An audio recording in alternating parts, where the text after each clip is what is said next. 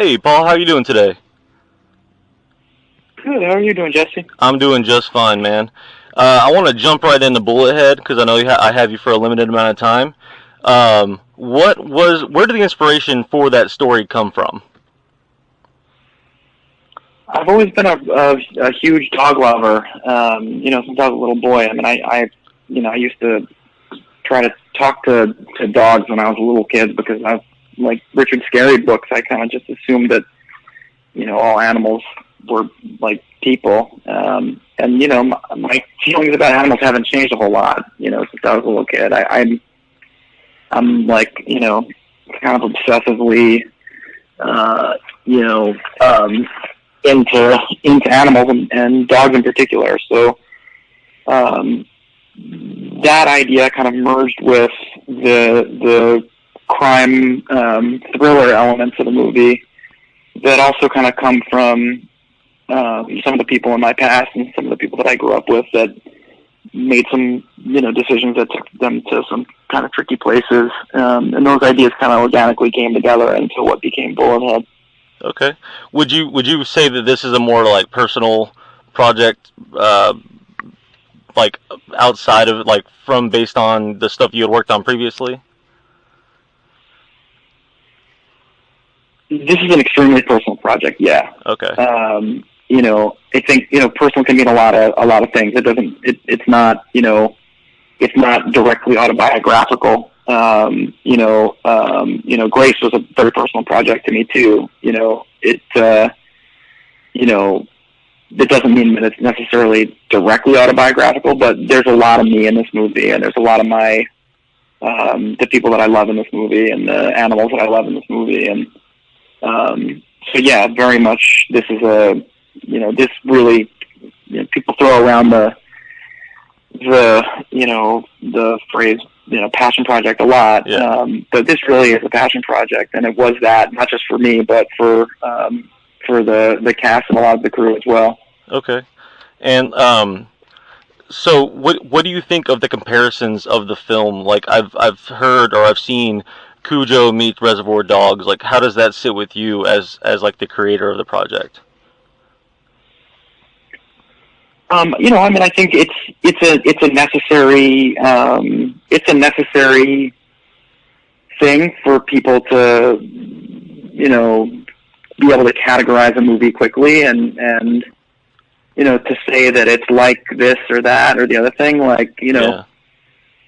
it has it's a contained crime thriller, so Reservoir Dog references valid in that way, and it's character driven, so it's valid in that way too, probably. Mm-hmm.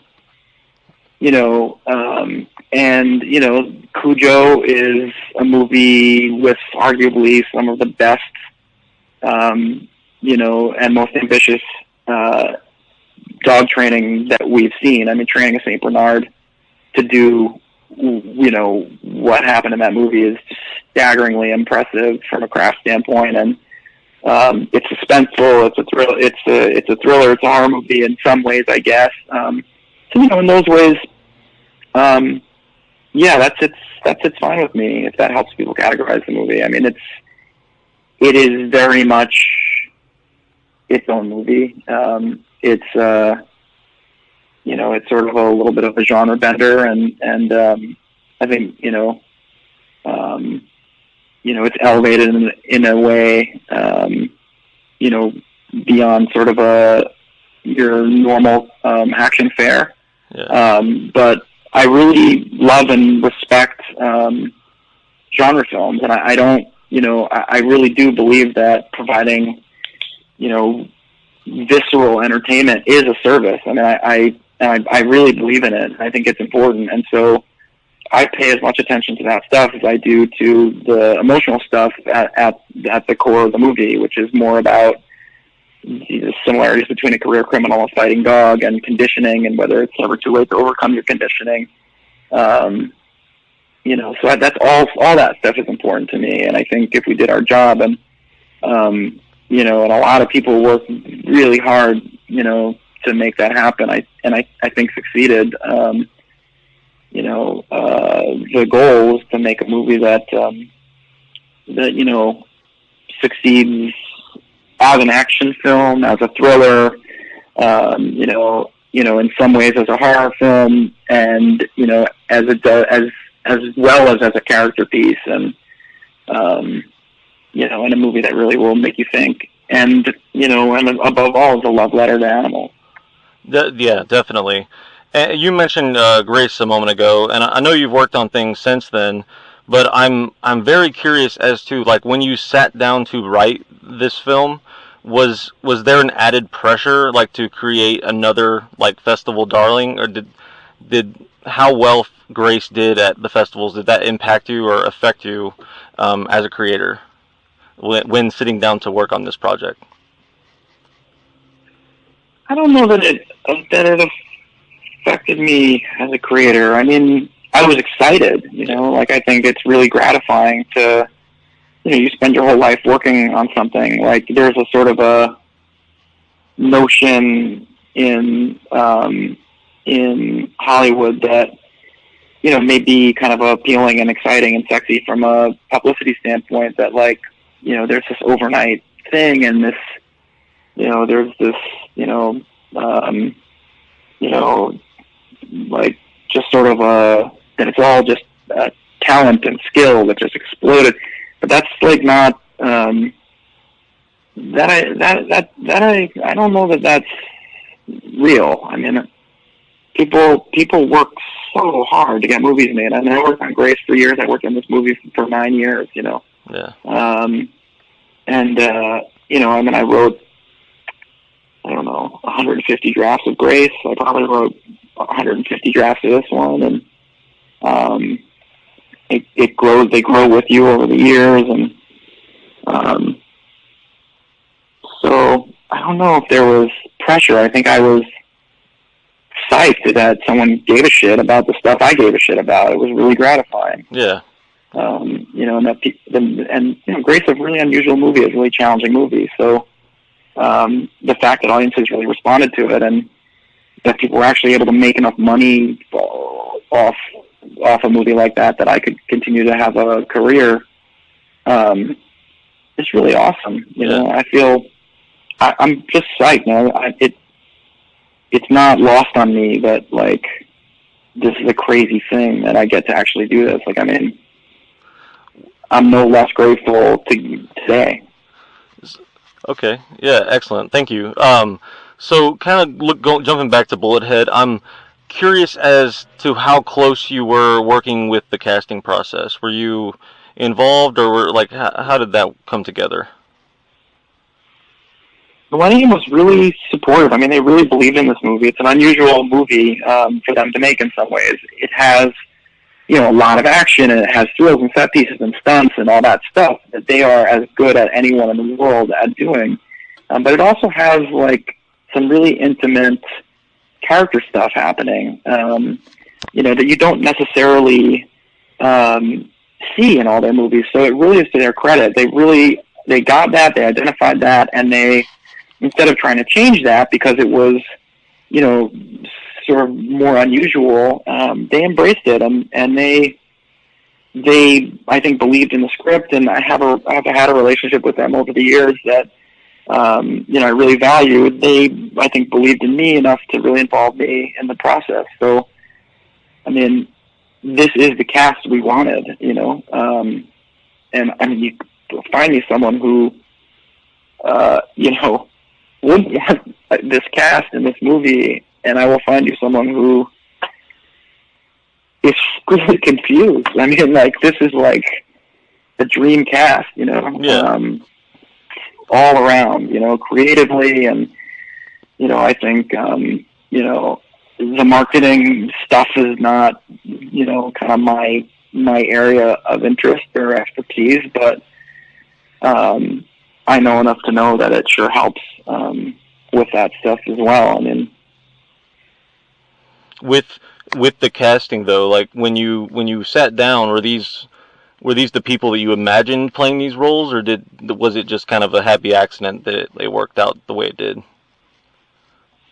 Oh yeah, no, these are 100% the people, that I imagine playing these roles. These are, when you imagine these guys playing these roles as a young filmmaker, you have to imagine contingencies also, right? Yeah. Because you can't make an assumption John Malkovich is gonna, want to do your movie, and Adrian Brody's gonna want to do your movie, and Antonio Banderas gonna want to do your movie, and Rory Culkin's gonna want to do your movie.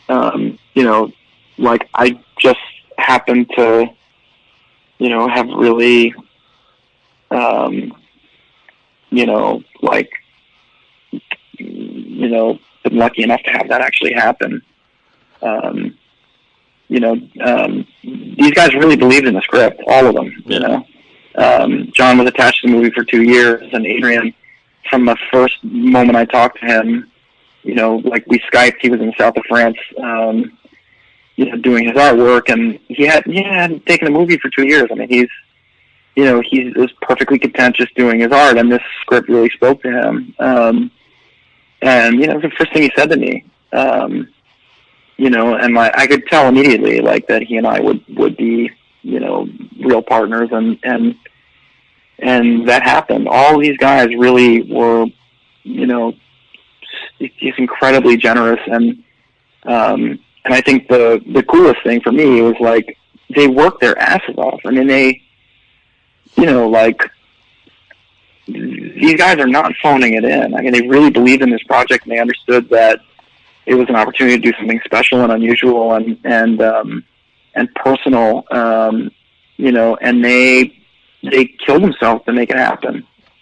Yeah, it definitely shines through that you guys were, everyone was happy to be there, because ultimately I think the film worked better because of which, and ultimately if you're along for the ride from the beginning, you're gonna definitely be there for the end because of which. And I want to know though, what would you want an audience to get out of this? What would you want them to leave the theater thinking? That's a good big question. Yeah, I know it's a big one. I was just trying to think it doesn't have to be so direct, but if you have a broad idea of do you want them to feel indifferent or just excited? Because I said, it was definitely a ride, and I enjoyed it all the way through. But I'm just curious as to if that was the effect that you were looking for, just to have the audience just kind of thrilled ultimately, as you guys were. Yeah, I mean, I think there are a few things that I want to happen, and well put, and I really do think that's a good big question. I'm not trying to answer it. I think it's it's an important thing. I think I believe as much in the big, I believe as much in the genre elements of the movie as I do in the more nuanced, more personal, psychological character elements of the movie. And I think the movies I really love have both of those things, and I think that's what attracted the guys to it as well. So I hope that you will have as satisfying an experience viscerally, a real fucking ride, Yeah. That you would have from a proper, suspenseful crime thriller and action movie, as you will from the, those kind of thematic engines that are there as well. And that's stuff that, will get you a little bit above the gut, closer to the heart. That stuff that makes you care about them and their journeys, and the way that they're learning or not learning, and suffering as a result. And and I also hope that you come away from the movie thinking differently about your relationship with animals. That's a really fucking important thing to me, and it's a really fucking important thing to the cast. This is a movie, made by a group of animal lovers, from, myself and the producers of the movie, to the studio, there are animal mascots running all around Millennium, Yeah. Adrian is a huge animal lover. John, Antonio has 1,000,000 dogs. Rory, like, we really care about animals, and I think there's some important stuff being addressed here. To me, the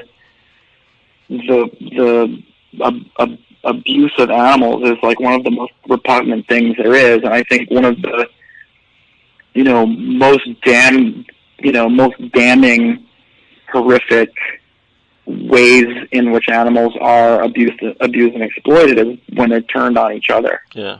And so, this is not a movie with, that shows animal, violence, from animal, against animals and, by animals to each other. But it is a background element of the movie. These guys are in the former venue of a dogfighting ring. And so there's this air of, mistreatment of animals that kind of permeates that world. And I want you to feel that and think about that. It's not a, gloomy, grim movie in a lot of ways. It's like it's sort of a celebration in a lot of ways, but it's a damn gritty one. Yeah. And so Bullethead's behind you. It's current, but at the same time, where do you go from here? I know you're currently filming Tread, and I'm kind of curious about that project because I couldn't find much info on it. I was wondering if there was anything you could tell me about that one. Yeah, I can tell you about Tread a little bit. Tread is a very unusual documentary hybrid, like a very cinematic documentary with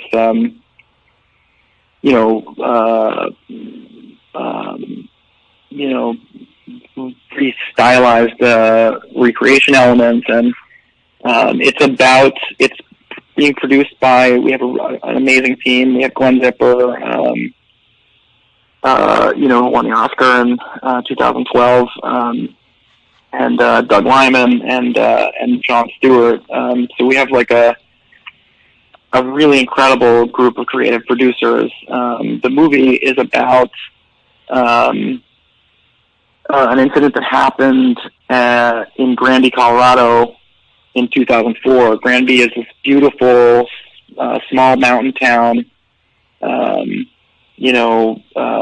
one traffic light, and a guy there named Marvin Heemeyer ended up in a series of disputes with the town and with his neighbors that eventually led to his turning a 63-ton Komatsu bulldozer into a 100-ton tank with a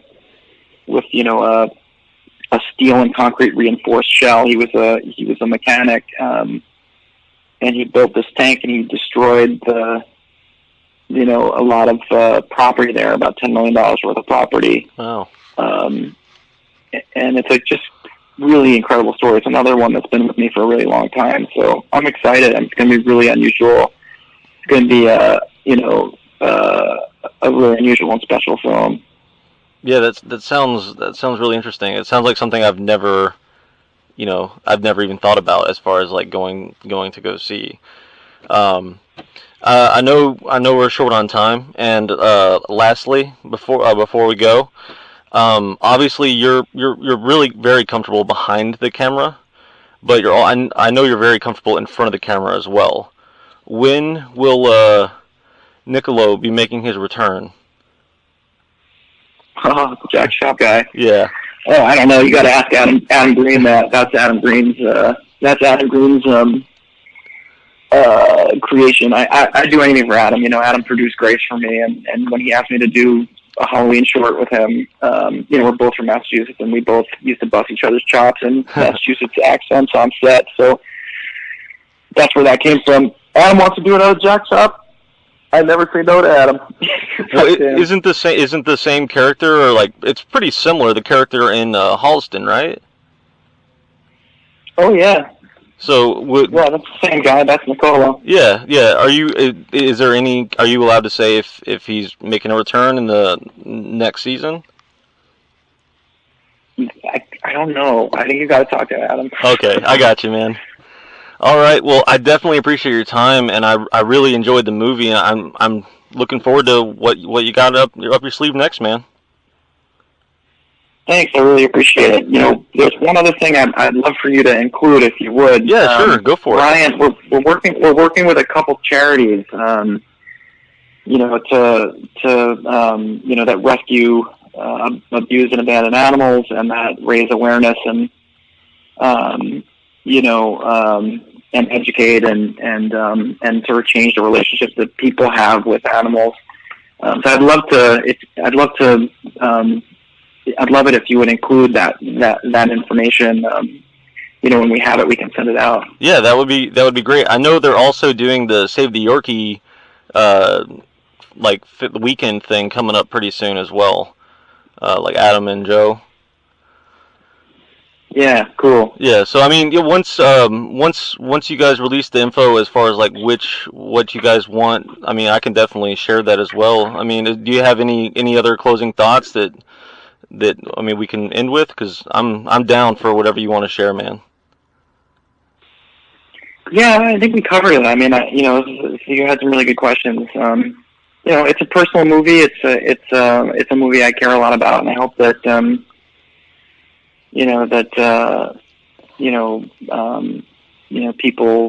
people have the same experience, you know, watching it that I had making it. I mean, it really has been an awesome experience, start to finish for me. So I'm excited to see what people think. Yeah, well, like I said, man, it definitely shines through that everyone was just happy to be there. You know, happy to be working together, and it's. You know, a lot of times some of these movies that come out, you can kind of see right through it, and it's kind of annoying from a perspective of like the audience to not, you kind of takes you out of the film. And with your movie, I felt I don't know, like we talked about earlier, I felt the ride, and ultimately that's what I think I enjoyed about it the most. So thank you, man. And right on, man. That's awesome. That means a lot to me. Yeah, appreciate it. All right, well, I'll let you go, and I guess we'll talk next time. Sounds good. Thanks for talking. Yeah, anytime. Bye, Paul. Thanks, Jesse. Okay. Take it easy.